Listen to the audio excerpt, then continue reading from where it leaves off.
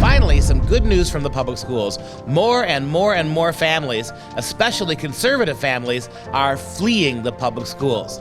I'm Dr. Duke, and this is the Jubilant Dr. Duke Show.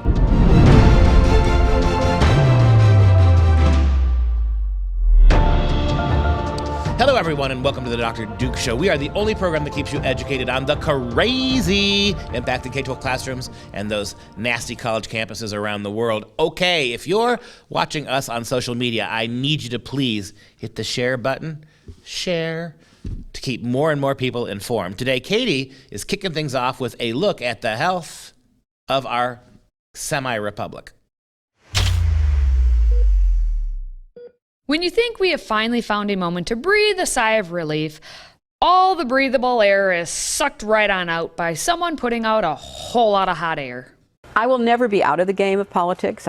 In the words of Michael Scott, no, no, no! I really feel like our democracy is at stake, and there's many reasons for that. Some of them we saw on the screen with the insurrection, some of them because of the revelations about Facebook that creates a world of disinformation instead of, one that we can agree on what the facts are.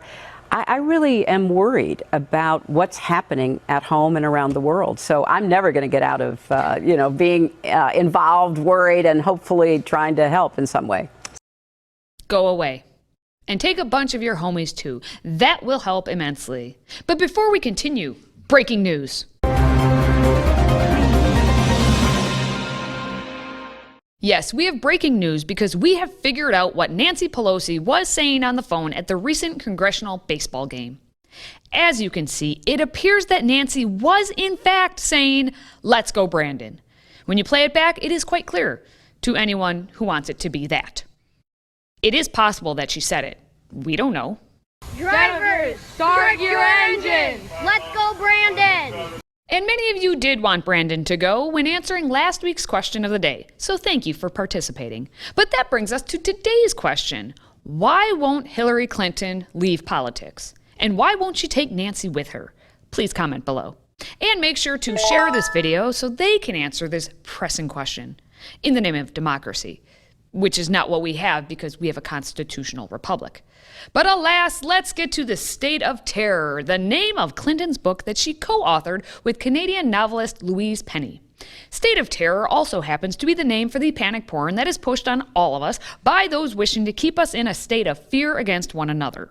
We wanted this book to be a political thriller. We do want you to be on the edge of your seat, but we also wanted it to be about relationships, about love. We wanted it to have a lot of heart. We wanted it to feel like you were getting to know people who were in the cauldron of these fast-moving, dangerous threats, but never lost their humanity, which sometimes is, kind of hard to keep. Yes, keeping humanity is difficult for some people like her. Here's the premise. There's a tumultuous period of American politics, and Ellen Adams, aka Hillary Clinton, is brought in as Secretary of State even though she was an enemy of the president. There are terrorist attacks, and there's a global chess game involving Pakistan, Afghanistan, Iran, and Russia. Adams, or Clinton, will need to work with others to defeat a carefully constructed conspiracy. She is smart and determined, yet untested. Remember, this is supposed to be fiction. I asked, what's your nightmare? Yeah. And you came up with 3 of them. Yes, I did. And we chose one, which was nuclear. Yep. What if nukes got into the hands of terrorists, foreign and domestic? And speaking of fiction, Clinton tweeted out that this novel was her first foray into fiction. Is it though? To note, I really wish she wouldn't have used the name Adams for her main character, the one who is, her, because my favorite of all founding fathers is the one and only John Adams. Adams once said during the Boston Massacre trial, in which he was defending some redcoats, "Facts are stubborn things, and whatever may be our wishes, our inclinations, or the dictates of our passion, they cannot alter the state of facts and evidence." Yes, he was likely quoting an older proverb, but nonetheless, Adams knew what Clinton and pretty much all these politicians were up to before the country was even formed. And that's why Hillary simply won't go away, because she denies facts and truth in favor of, yes, her fiction. She is encouraged by those panic porn pushers in mainstream media, and as to be expected, they are raving about the book. The publisher, Simon & Schuster, says the book was named one of the most anticipated novels of the season by People, Associated Press, Time, Los Angeles Times, Parade, St. Louis Post-Dispatch, The Guardian, Publishers Weekly, and more. On opening day, they weren't quite number 1, but on Amazon they hit number 3 behind Adam Schiff and A Cloud Called Misty. As for the New York Times, Clinton was proud to say that the once newspaper called the book a romp. It's just what they were aiming for. Because you know she doesn't miss her target. And no, I didn't suicide myself. The New York Times came out with its review, which highlights basically the point of the novel. Clinton and Penny reserve their darkest shade for former President Eric Dunn, a preening, bombastic one-termer who shredded the country's reputation and retreated to Florida to sulk, play golf, and plot his return. Sure, Dunn is charismatic, with an uncanny ability to exploit people's weaknesses, but he is also an idiot. Even his closest associates call him Eric the Dumb. We can see right through her to see whom she is fictionalizing. It's not like she has a soul to block the transparency. There's a president by the name of Eric Dunn, the previous president, whose administration is described on page 3 as nearly criminally incompetent. And he lives in Palm Beach. Interesting. A lot of people live in Palm Beach. Have you noticed that? Yeah, a lot of people. Are we supposed to read that as Donald Trump? No, but I think we're supposed to realize that there are characteristics of real people that we obviously learned from, that we incorporated. No, but hee. The Washington Post had its own interesting take on the book, making the connection of how Hillary and Billy Boy have different fantasy lives, since in her book she is underestimated and she leans into her pantsuit, while in Bill's recent fictional books about being president, the character is ruggedly handsome and is a former soldier known for bravery and being faithful to his spouse. There is some fiction. Also, in both books, the spouses of the main characters are dead, so there's that. But happy anniversary, according to Hillary's post. Of course, the timing of the anniversary and her book release is overlapping, which means it takes her away from Bill to be promoting the book. Again, facts are stubborn things. It should be noted that Hillary got together with the co-author of the book because she was a fangirl initially who wrote to Penny. I had lost my husband in 2016, just before the election. Hillary wrote the most wonderful letter of condolence. Very detailed about my husband, Michael. And she had never met me. She hadn't met Michael. You'd read the books, I right? loved your books, though, Louise. I felt like I knew you. And you took time out from the most brutal election campaign to write to a Canadian who can't even vote. It was an act of kindness that I've rarely seen, and selflessness. Interestingly enough, Penny's books include All the Devils Are Here, Kingdom of the Blind, Bury Your Dead, and The Hangman. By the titles alone, I can see why Hillary is such a fan. But just think about that for a moment. The one woman who wrote books with those titles, and then you have Hillary Clinton, who loves that woman's books, and Hillary then found her to befriend her, and now she wrote a book with the novelist and called the book State of Terror. Does anyone see what I'm seeing here? It's a cautionary tale. It is a cautionary tale. Indeed, it is a cautionary tale. So it's up to you. Read the book, don't read the book. Escape our reality for the reality that Clinton is trying to make. When you're done, you can determine if it is fact or fiction. In the meantime, please take a moment to share this video so we can be terrified by the state. Until next time, let's go, Brandon, and stay healthy, America.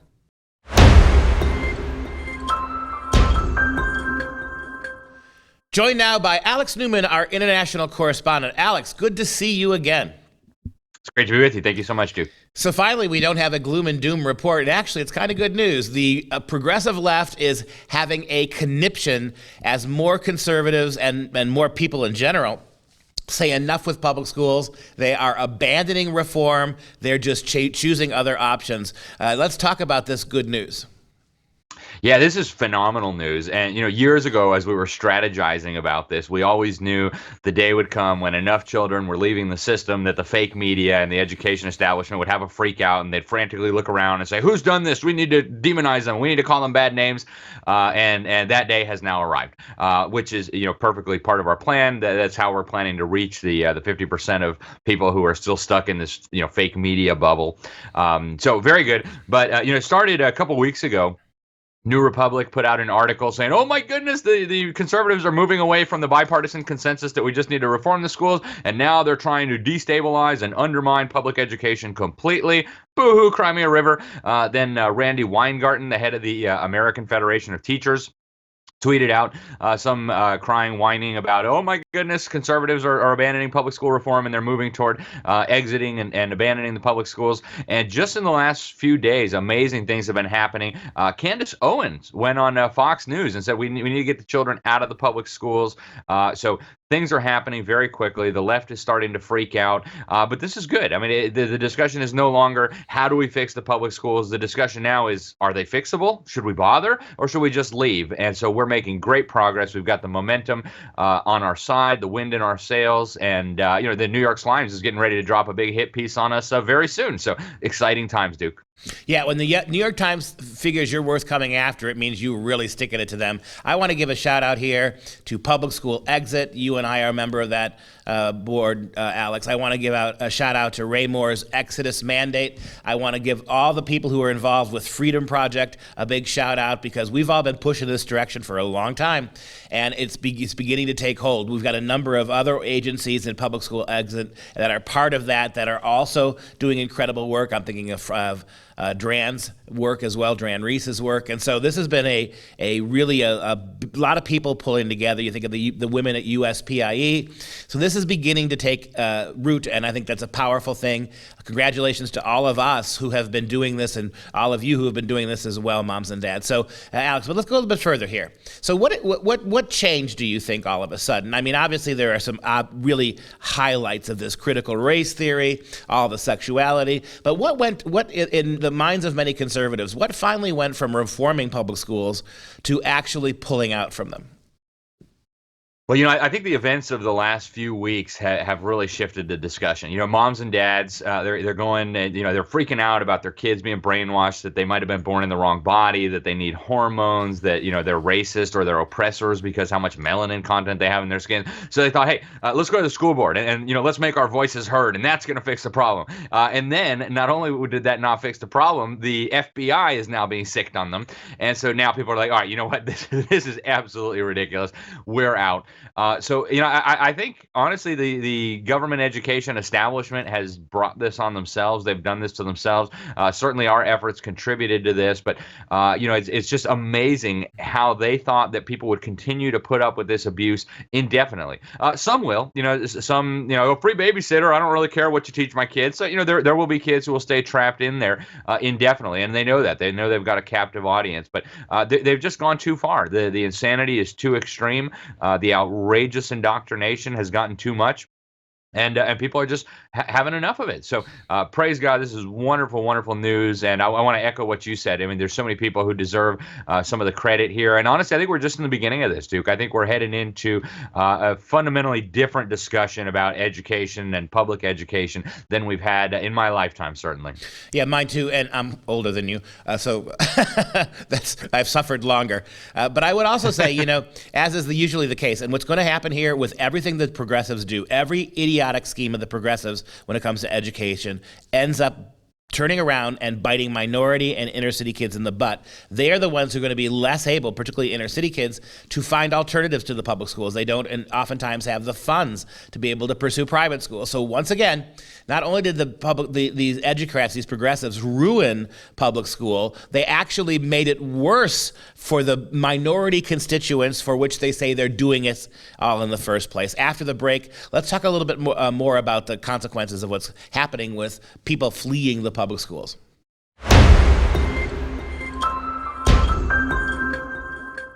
Back again with Alex Newman, our international correspondent, and we're talking about the exodus, if I can borrow Ray Moore's term. The exodus. We're starting to see people painting crosses on their doors in blood and leaving these stupid public schools behind. Let's talk more about this exodus. Let's talk more about the reasons for it. Now, obviously, critical race theory was a huge problem. I mean, we think about how long you and I fought Common Core, and we really didn't move the needle, and we got a lot of grandmas and grandpas coming out, but we didn't get a lot of moms and dads. It was almost largely a white soccer mom movement.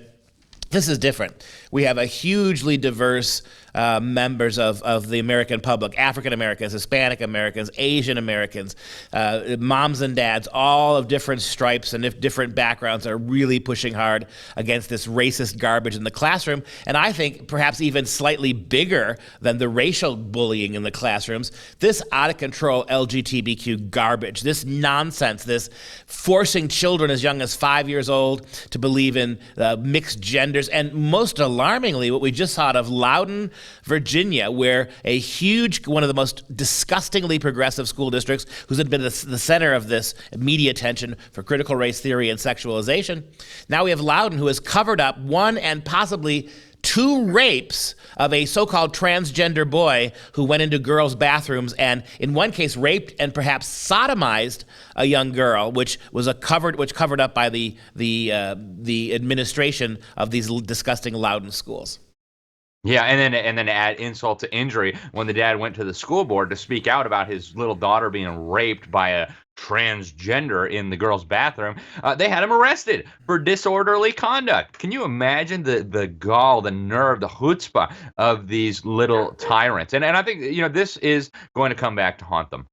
They can pretend like they're going to sick the FBI on parents. They can call in Homeland Security. They can call in, the dementia patient currently occupying the White House. But, that's not going to change this. The exodus has started. It's not going to go back. And, and Black Americans, interestingly, if you look at the explosion in homeschool data, depending on whose data you look at, we've seen at least a doubling just over the last year or so. Some numbers show 300% increase.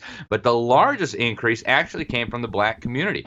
They went from something like 3% of Black children being homeschooled to now, I think, over 16% is the data that the Census Bureau came up with. So across all demographics, all income groups, all ethnic groups, whatever, there is a growing understanding that it's time to get out of here. And things like what we just saw in Loudoun County, things like what we've seen with CRT, it's just pushing people over the edge. And then people, I think, naively thought that you could reform this, that if we just go talk to the school board, they'll come to their senses. Maybe they didn't know this was going on. And to be met with this kind of nasty bullying, intimidation, and really terrorism, right? When you use violence and the threat of violence for political goals, like the National Association of School Boards is asking the governments to do here, you are officially terrorizing parents. And this is going to blow up in their face. I think they're going to get defunded by school boards and state school boards across the country. They're going to lose more and more kids. And Duke, what's going to happen here? This $1 trillion+ a year system depends on a constant stream of new mines to poison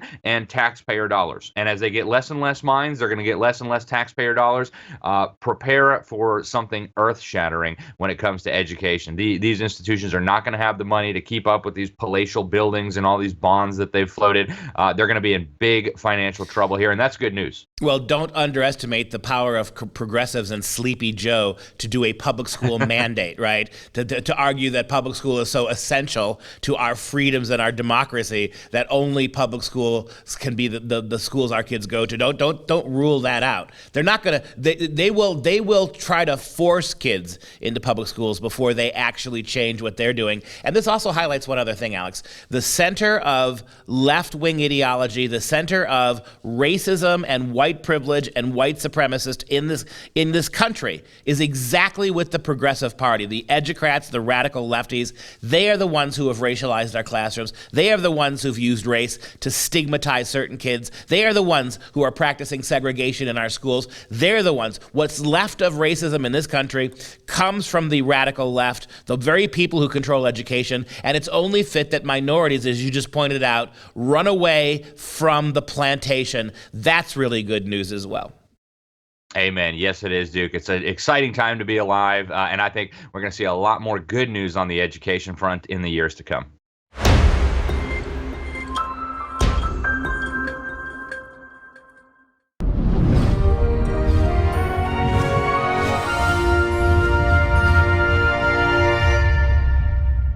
It's time for some real education. We love this part of the day, this part of the week, this part of our organization where we get to share with you a little bit of education, bring you some art, some philosophy, some history, some theology that you don't get anymore in the public schools. We've been focusing all week on revolutionary paintings that catch the ethos of citizens fighting back against often tyrannical governments. We are in a very dangerous situation in this country where the progressive left and the sleepy Joe Biden administration are doing all sorts of anti-constitutional things. They are seeking, it seems, to globalize and undo American exceptionalism. They are anti-individual. It's stunning. So let's take a look at another one of these revolutionary paintings. This one is from Konstantin Fyodorovich Yuan, born in 1875 and died in 1958. He was a noted Russian painter and theater designer associated with the Mir Iskustva. Later, he co-founded the Union of Russian Artists and the Association of Artists of Revolutionary Russia. No doubt that he was supporting an evil communist regime, but he was actually created a painting that is very significant, dealing with revolution. Konstantin's A New Planet, and take a look at this one. Painting was a byproduct of the artist's work on a curtain for the Bolshoi Theater initially, but deciding that it wasn't appropriate for a curtain, he made a sketch and then turned it into a painting. Soviet art history has interpreted this as a monumental depiction of the birth of a new country akin to the creation of a new planet. However, if you look almost 100 years after it, it may seem more of an image of cosmic catastrophe, not the glorification of a new planet. This, to me, even though this is a revolutionary picture, it does kind of undercut that message of the liberation theme. You see the red planet on the left there, people being beaten, people dying, and then people running on the right side of the picture. Soldiers seem to be on the scene. So this is a dystopian and very, very apocalyptic view of revolution. The artist Yuan symbolically depicts the 1917 October Revolution. The scarlet and bloody planet seems to give off its heat to those who view. On the right, we see figures looking at the red planet. Some of them are fallen, some of them are rushed in the opposite direction. The group of people to the left seems to be trying to protect themselves from the blazing ball and to reach somehow the old world. All the figures are shown naked or in animal skins, which gives the painting a grander myth and a much more sense of the apocalyptic, the sense of primeval creation. On the left, one can notice two armed men who are pulling away a naked man, no doubt to a gulag. Revolution comes in many forms, not all of them positive. All right, just a quick reminder, the best way to access all of our content is to download our Freedom Project Media app. Simply search Freedom Project in your app store and you will get access to 18 new videos a week, plus all of our award-winning lectures and animations that goes on and on and on. Now, we do want to take a moment to show some love to our Patriot Club members. Today we give a shout out to Julia from Appleton, Wisconsin. Julia, you're right next door. Come on down for the celebration. Thanks for supporting us. And that's going to do it for this show. For Freedom Project, I'm Dr. Duke. Until next time, stay educated. Take my word for it, you'll be better off.